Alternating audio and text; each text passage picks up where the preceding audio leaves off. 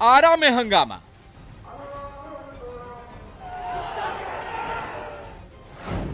मुजफ्फरपुर में बवाल।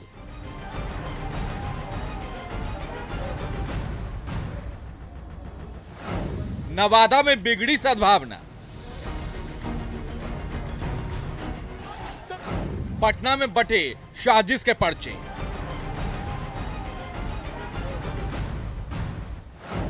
शांति भंग करने की कोशिश। किसने शहर शहर रचा षड्यंत्र।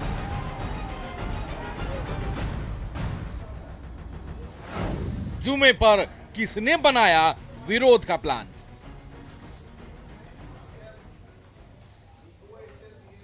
नमस्कार, मैं हूं आपके साथ विभा उपाध्याय और आप देख रहे हैं अपना बिहार। शुक्रवार को जुम्मे की नमाज के बाद मस्जिदों से लोग निकले। सबकी जुबान पर एक ही नाम था और वो है नुपुर शर्मा का। सबकी एक ही मांग, नुपुर शर्मा को सख्त से सख्त सजा दी जाए। जुम्मे की नमाज के बाद शहर शहर सुलग उठा। हर तरफ बवाल, हंगामा और शोर शराबा मचा रहा। ये सब कुछ एकाएक नहीं हुआ, इसके लिए पूरी तैयारी की गई थी। लोगों को भड़काने के लिए पर्चे तक बांटे गए। अब सवाल उठता है कि लोगों को भड़काने वाले लोग कौन थे? शहरों में साजिश रचने वाले ये लोग कौन हैं?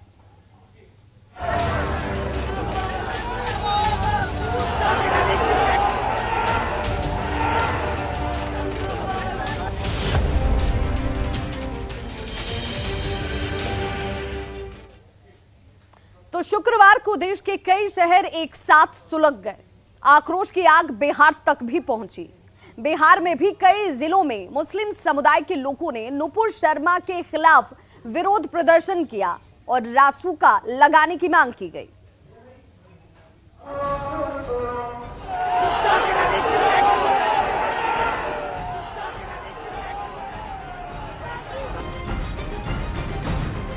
प्रयागराज से लेकर हैदराबाद, सहारनपुर से लेकर मुजफ्फरपुर तक जुमे की नमाज के बाद जमकर हंगामा बरपा। बवाल की आंच बिहार तक भी पहुंची। ये तस्वीरें आरा की हैं। तस्वीरों में आप देख सकते हैं कि कैसे बड़ी संख्या में मुस्लिम समुदाय के लोगों ने गोपाली चौक पर मौजूद होकर जुमे की नमाज के बाद विरोध प्रदर्शन किया और नुपुर शर्मा पर राष्ट्रीय सुरक्षा कानून लगाने की मांग की। किसी भी धर्म के आइडियल के खिलाफ कोई भी आवाज उठाए, आप उसके लिए सख्त कानून बनाइए, पहली बात। और दूसरी चीज ये है कि ये जो नुपुर शर्मा है अभी फिलहाल में, इसके लिए रासुका लगाया जाए। सिर्फ गिरफ्तारी और 6 महीना के लिए, 6 साल के लिए पार्टी से निलंबित कर देना, ये कोई प्रावधान नहीं है। आरा के बाद अब मुजफ्फरपुर में विरोध के नाम पर हंगामे की तस्वीर देखिए।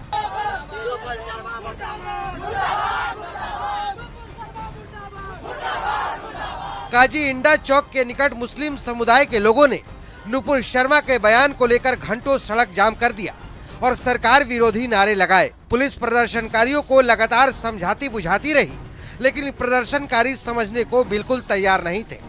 मामला ये हुआ कि मदरसा चौकाई क्या बोल भिखनपुर से पर जाम की सूचना मिली, तो जाम की सूचना मिली तो जाम आकर के छोड़ा दिए। कुछ लोग नुपुर शर्मा के विरोध में नारे लगा रहे थे। इधर नवादा में भी नुपुर शर्मा के बयान को लेकर मुसलमान सड़कों पर उतरे और जमकर बवाल काटा।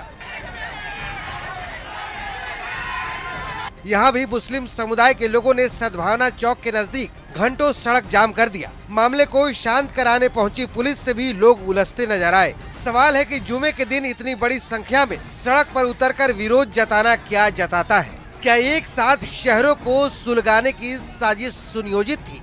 न्यूज़ 18 के लिए आरा से हिमांशु, मुजफ्फरपुर से प्रियांक सौरभ और नवादा से अभिषेक कुमार की रिपोर्ट। तो बिल्कुल बयान की आड़ में हिंसा फैलाने की इजाजत इन लोगों को किसने दी? जुम्मे की नमाज के बाद पटना के गांधी मैदान के पास भी मुस्लिम समुदाय के लोग इकट्ठा होते हैं। नुपुर शर्मा के खिलाफ जमकर नारेबाजी की जाती है। प्रदर्शनकारियों ने नुपुर शर्मा को सख्त से सख्त सजा दिए जाने की मांग तक की। हालांकि पुलिस ने लोगों को समझा बुझाकर उन्हें वापस कर दिया।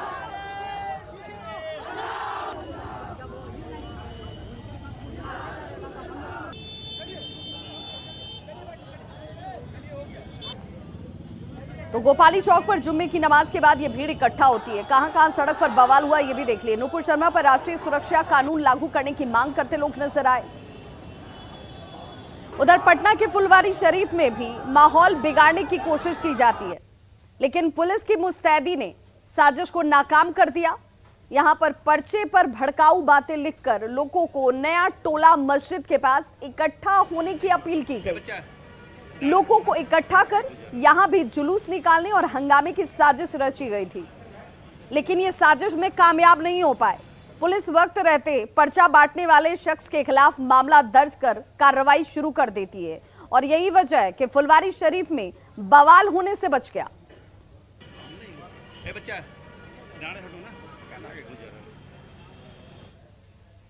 तो कल के बवाल, हंगामे और प्रदर्शन पर आरजेडी और कांग्रेस ने बीजेपी पर निशाना साधा है। वहीं बीजेपी और जेडीयू का कहना है कि सभी लोग एकजुट होकर रहें।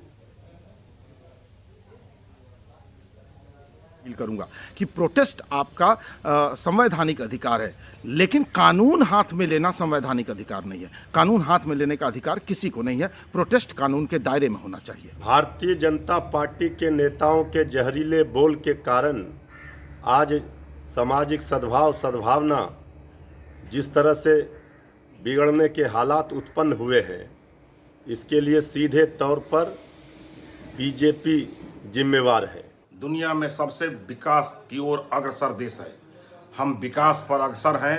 हम दुनिया में अपना वजूद कायम करने में सक्षम हुए हैं। हम स्वनिर्मित वस्तुओं का दुनिया में सप्लाई कर रहे हैं, लेकिन हमारा इसका कारण क्या है? आपसी समरसता, आपसी भाईचारा। बिहार में सांप्रदायिक सद्भाव है। बिहार में सभी समाज के लोग मिलत से रहते हैं। सभी धर्मों के लोग आपस में भाईचारा के साथ यहाँ रहते हैं। किसी प्रकार से कोई यहाँ वातावरण खराब नहीं करते हैं और बिहार के लोग आपस में जिस सद्भावना के साथ निवास करते हैं और जिस प्रकार से पुलिस प्रशासन के लोग सभी धर्मों का आदर सम्मान करते हुए कभी इस प्रकार की घटनाओं को नहीं बढ़ने देते हैं, इसलिए बिहार में सभी प्रकार के धर्मों के साथ समान व्यवहार किया जाता है। और अब जरा ग्राफिक्स के जरिए समझने की कोशिश करते हैं कि बिहार में जुम्मे की नमाज के बाद कहां-कहां सड़कों पर बवाल किया गया। आरा से शुरुआत। आरा में गोपाली चौक पर जुम्मे की नमाज के बाद प्रदर्शनकारी इकट्ठा हुए प्रदर्शन करते नजर आए। नुपुर शर्मा पर राष्ट्रीय सुरक्षा कानून लागू करने की मांग की गई। मुजफ्फरपुर में काजी इंडा चौक पर सड़क जाम कर प्रदर्शन किया गया। पुलिस समझाती रही और लोग प्रदर्शन करते रहे। नवादा में सद्भावना चौक के पास भी सड़क जाम कर दिया जाता है नमाजियों की तरफ से। पुलिस से उलझने की कोशिश करते हुए भी ये नमाजी नजर आए। पटना की बात कर लें तो पटना में फुलवारी शरीफ में भी माहौल को बिगाड़ने की भरसक कोशिश की गई थी, लेकिन लोगों के बीच जिस भड़काऊ पेपर को बांटा गया उससे पहले पुलिस कार्रवाई कर लेती है, क्योंकि इस पेपर पर भड़काऊ बातें लिखी गई थी। पुलिस ने पर्चा बंटवाने वालों के खिलाफ केस दर्ज कर लिया। पुलिस की कार्रवाई की वजह से बवाल यहां होते होते बच गया। इतना ही नहीं, पटना के गांधी मैदान के पास भी लोग जमा जरूर हुए, नारेबाजी करते नजर आए, लेकिन पुलिस ने इन सभी को समझा बुझाकर यहां से वक्त रहते हटा दिया। अब ऐसे में सवाल कई उठते हैं। सवाल ये उठता है कि क्या विरोध एकाएक शुरू हो गया था या फिर इसकी प्लानिंग की गई थी? क्योंकि जिस तादाद में लोग इकट्ठा हुए, पत्थरों के साथ इकट्ठा हुए, कई लोगों के हाथों में तो बंदूकें थी। शहरों को सुलगाने का प्लान किसने बनाया? लोगों के बीच किसने पर्चा बंटवाया? शहरों को सुलगाने के प्लान में कैसे लोग शामिल हो जाते हैं? साजिश रचने वालों के खिलाफ कार्रवाई कब तक होगी? ये सभी इस वक्त सवाल के तौर पर पूछ रहे हैं। और साजिश रचने वालों के खिलाफ लोग एकजुट कब होंगे, ये भी सवाल है।